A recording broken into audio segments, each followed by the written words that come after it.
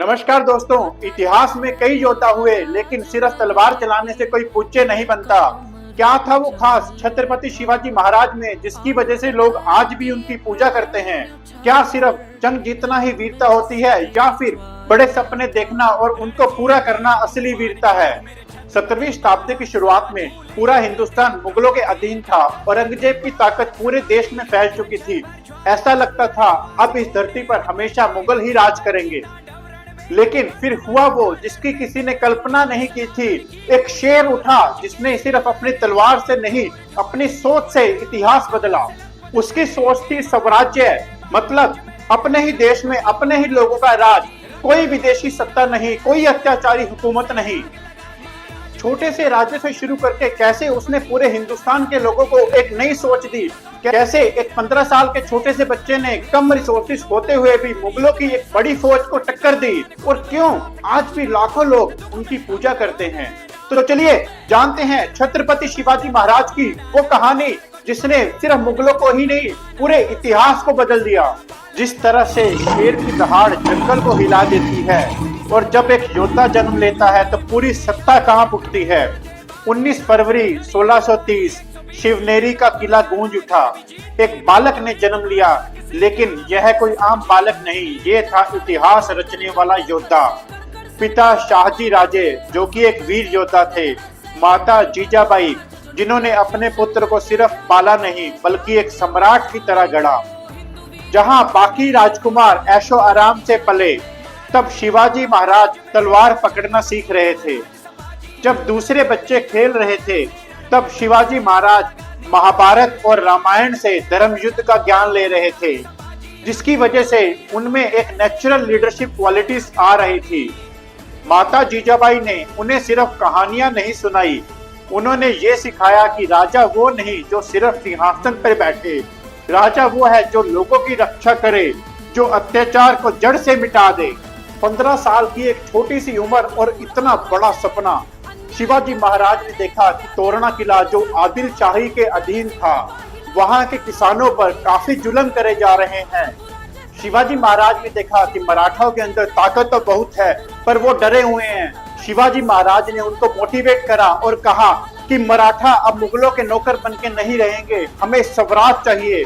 शिवाजी महाराज की इन बातों का उनके ऊपर काफी प्रभाव पड़ा और लोग उनके साथ जुड़ने लगे।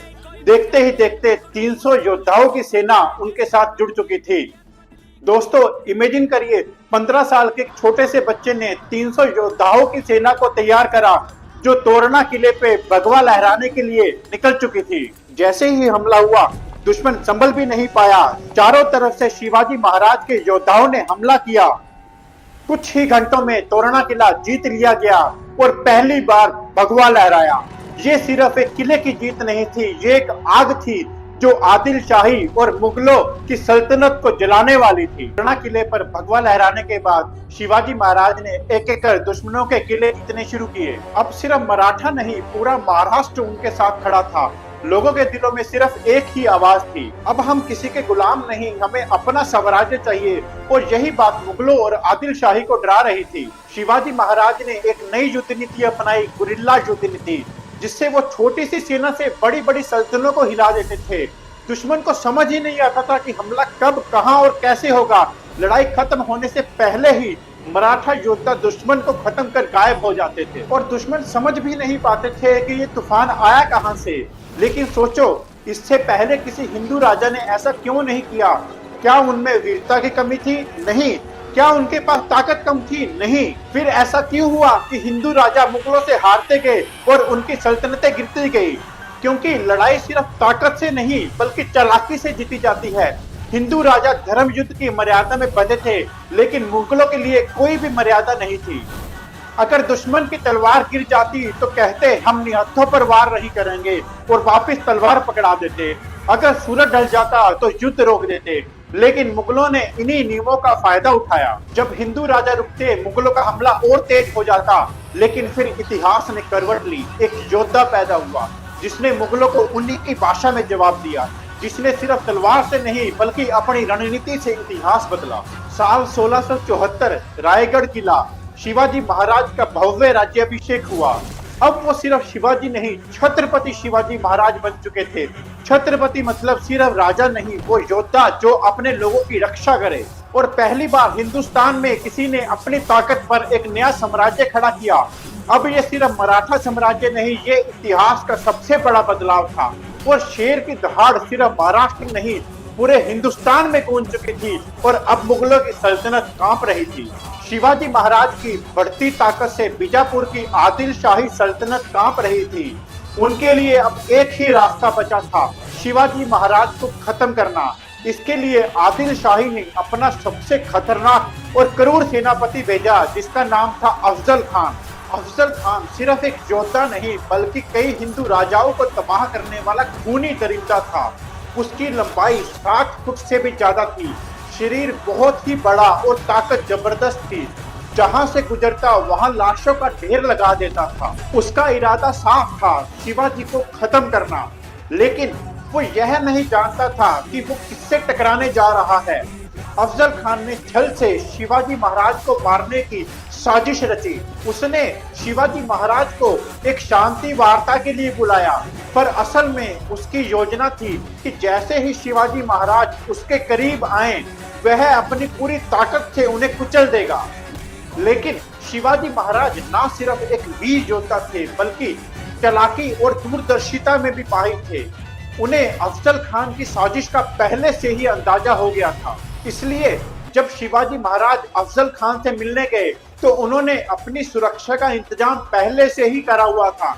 उन्होंने अपने हाथ में वागनक और भाला छुपा लिया।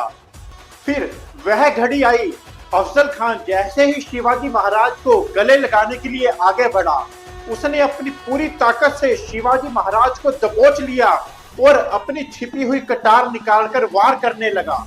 लेकिन शिवाजी महाराज पहले से ही तैयार थे। उन्होंने तुरंत अपना वागनक से अफजल खान के पेट पे इतनी जोर से वार करा कि उसकी आंतें बाहर निकल गई। फिर अपने भाले से उसका काम तमाम कर दिया। और यही वह क्षण था जब पूरे हिंदुस्तान ने देख लिया, अब शिवाजी महाराज को रोका नहीं जा सकता।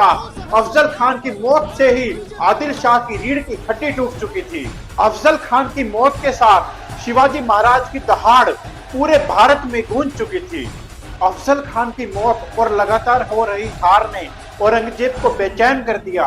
उसे लगा कि शिवाजी महाराज को युद्ध में हराना आसान नहीं है, इसलिए उसने एक चाल चली। साल 1666 औरंगजेब ने शिवाजी महाराज को आगरा बुलाया। बहाने के तौर पर कहा, हम तुम्हें राजा मानते हैं, तुम्हें दरबार में सम्मान दिया जाएगा। लेकिन असली मकसद था शिवाजी महाराज को हमेशा के लिए कैद कर लेना। शिवाजी महाराज जब आगरा पहुंचे तो औरंगजेब ने उनका अपमान करा। औरंगजेब ने शिवाजी महाराज को किले में कैद कर दिया।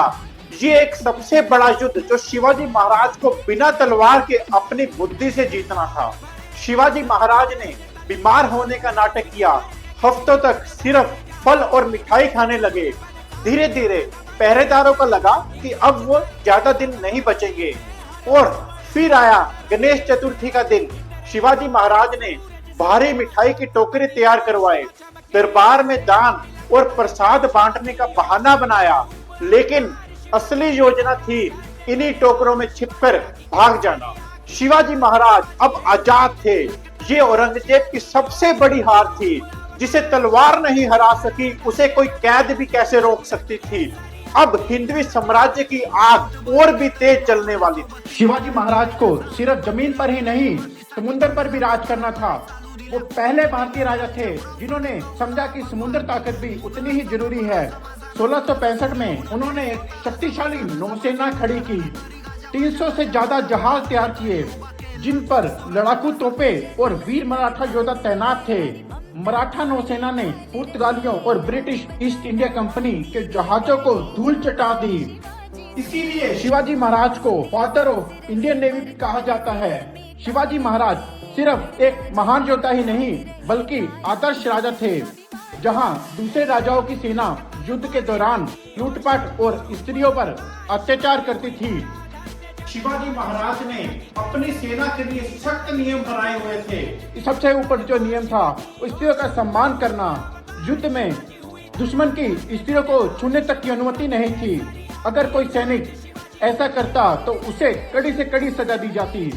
मुगलों और आदिल शाही की सेनाएं जहां जबरन धर्म परिवर्तन कराती थी, वहीं शिवाजी महाराज ने साफ कह दिया हर धर्म का सम्मान होगा।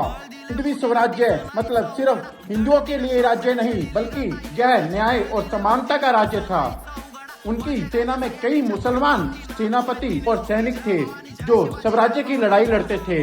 हजरत बाबा याकूब और सिद्दी इब्राहिम जैसे मुस्लिम सरदार भी उनसे सबसे करीबी सलाहकारों में से एक थे। छत्रपति शिवाजी महाराज की गाथा सिर्फ इतिहास के पन्नों में नहीं, बल्कि हर उस दिल में जीवित है जो अन्याय के खिलाफ लड़ने का साहस रखता है। अगर आपके अंदर भी वो जुनून, वो आत्मविश्वास, वो याद रखिए, जो भी चुनौतियां आए हार मत मानिए, क्योंकि हर चुनौती में जीत की चिंगारी छिपी होती है। शिवाजी महाराज कहते थे जो भी हो हार मत मानो, क्योंकि असली योद्धा वही है जो आखिर तक लड़ता है। अगर आपको ये वीडियो पसंद आई तो लाइक, शेयर और कमेंट में लिखें जय भवानी, जय शिवाजी, और लालटेन चैनल को सब्सक्राइब करना ना भूले, क्योंकि यहाँ हर वो प्रेरणा मिलेगी जो अंधेरे में भी रोशनी दे। जय हिंद, जय महाराष्ट्र, जय शिवाजी।